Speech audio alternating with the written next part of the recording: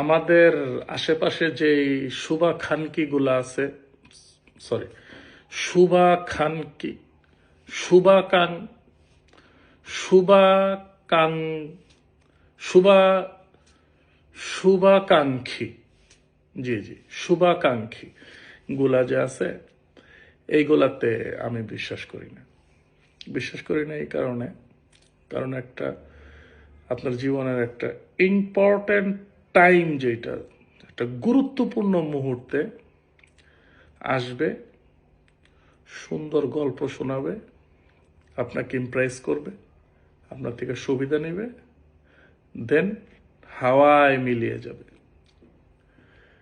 But প্রকৃতি প্রত্যেককে তার নিজস্ব কর্মফল বুঝিয়ে দেয়, এটার জন্য একটু সময় লাগে।